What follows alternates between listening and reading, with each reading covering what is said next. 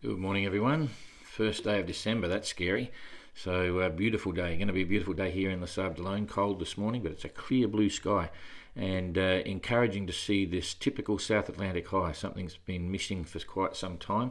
We're also on the phone internet, and we couldn't get onto the building internet, so I'm worried this is going to be a slow uptake. But anyway, hopefully it's a smooth broadcast, and won't know until I turn this off. Anyway, yeah, so that's all pretty good.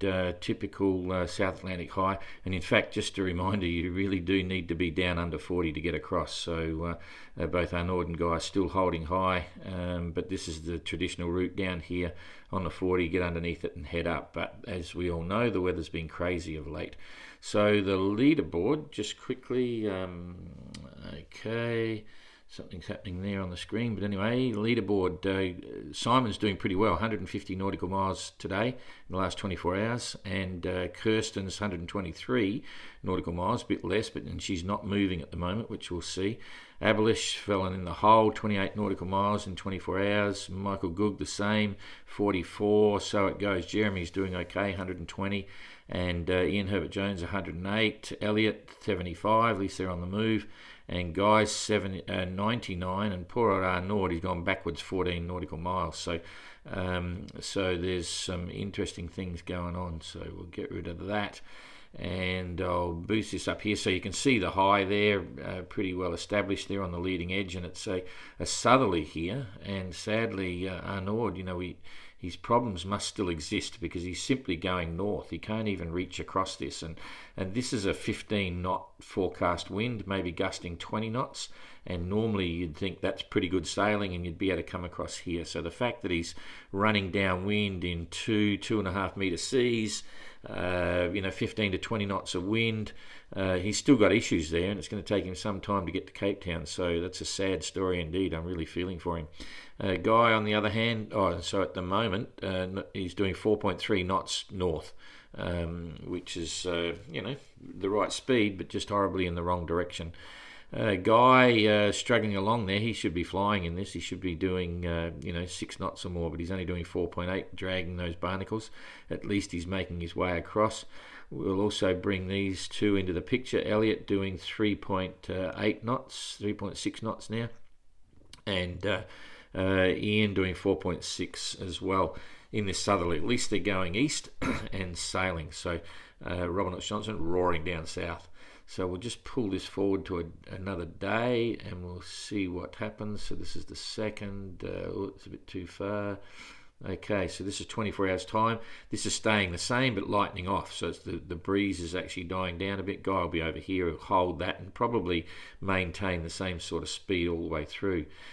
Interesting interaction here. This isn't a huge storm or anything. This is probably 30 knots, maybe gusting 35 in there, but certainly confusing for these guys. They're going to have all sorts of strange weather. If we look at the clouds, there might be some. There's rain in all this. That's interesting. That's a lot of rain there. So Ian will be happy about that if he can catch it in the breeze. That's up around sort of 35 or 35 millimeters, something like that. So he's going to get a dump. And so this will be quite stormy and potentially, squalls, thunderstorms, even though it's pretty cool, who knows what, but very hard to predict in a few different ways. In current-wise, this has been interesting because if we just blow that up, you can see Elliot's just cut across this northeasterly current, and he actually had a southeasterly breeze, southeasterly breeze, so it's potentially wind against current. And he was referring to a bit of that yesterday, where the sea was very confused, and I think he would have had a lot of that during the night. So, fortunately, not big winds. If there's big winds and this sort of current going against it, it can get quite nasty. But this would have just been very uncomfortable. Now, Ian's coming into this. He's going to hook onto this stream going down here. So that's a it's a southwesterly stream, so you've got to hope he doesn't get a strong northerly. So if we come back to the wind here and just screw this back down one, so that's okay there. What happened here? Oh, that's interesting. I don't know what happened. The picture changed on the when we came back, and yet I had the slide there. So yeah, so he's this is a day away, okay, and you've got this streaming current coming down here. The winds, he's going to have some very uncomfortable seas there, but it moves very quickly. So it moves away very quickly, so that's good. Then it's established to a moderate or just a light southwesterly, which is going against the current, but it shouldn't be too bad. If we look at wave height, projected wave height, 3 metres. Yep, they're going to be in for a rough ride there. Shouldn't be dangerous, but very confused for sure. So we'll come back to what we've got here. So Guy, a couple of days out, we'll have breeze going across, and poor Arnaud, it's anyone's guess what's going to happen there, because he's making very slow progress towards Cape Town. Okay, so that's enough there. We'll come back to the other group here, the lead group, and you can see Simon's looking pretty good there. He's got a solid southwesterly, a nice one. That's why he's making good speed. Kirsten's getting close to the zone, but she's been in cloud as well, but she's making 5.8 knots now.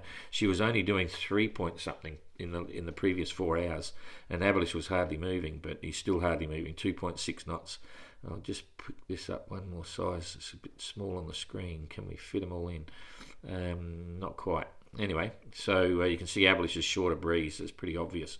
And Michael Goog, he's seen he's going into nothing, so he's tacked across now. 3.7 knots, that's okay. He was moving less than that in the previous 4 hours. Jeremy's making pretty good time, 5.6. He's holding his speed really well. Now I can't scroll this through at that size, so what I'm going to do is come back 1 notch, and we can see them all here. This is a bit of a squashed high. It's being squashed by this low pressure system above it, but you can clearly see the shape of the high here, and it's the high is very close to where we all are, and that's what's causing the confusion.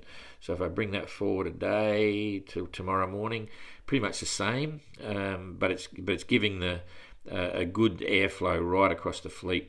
Jeremy's going to get a big boost here.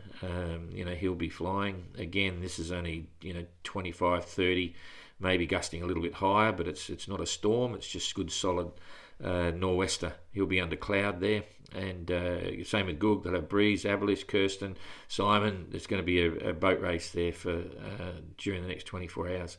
Going to catch up. So the next day, come across another day, a few things happening. Jeremy again, it's going to turn into a northerly. He'll be all right. He'll be down here by this stage. This is 2 days ahead. He'll be down here, so that's okay.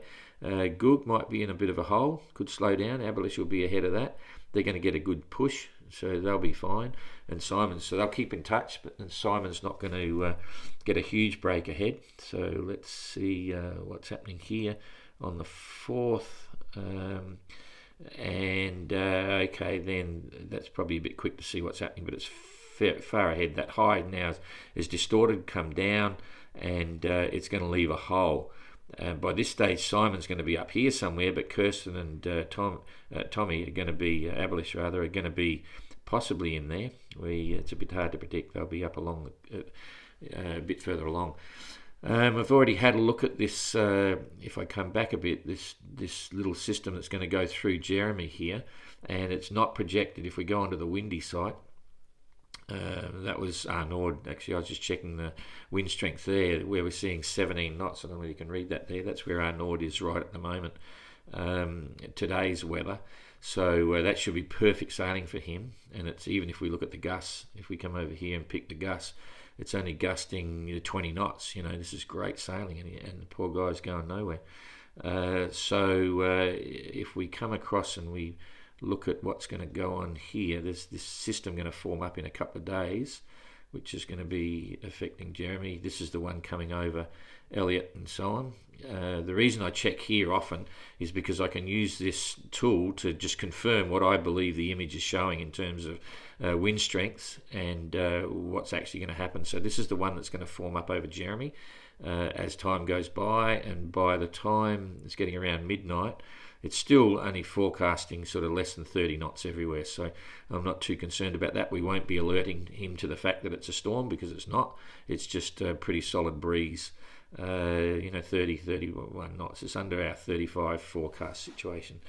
Later on, I'll actually do a special live on Windy, the main Windy site, and show you how to use all the various tools, because I use this a lot. You can see you've got the latitude and longitude grid there, which you can pull up. It doesn't come up when you normally get on. You've got to go into the settings and so on. And using this tool, you can put then the latitude and longitude of where that tool is, and I can match that up with the actual latitude and longitude of any of the boats in the fleet at any time, just to give me confirmation. And there are 3 different models here. That's the GFS model, which is slightly different again, and the Icon model is different again. And between the 3 of them, you work out what's the most likely scenario. But the ECMWF is the most popular one. That's the one we use as a base.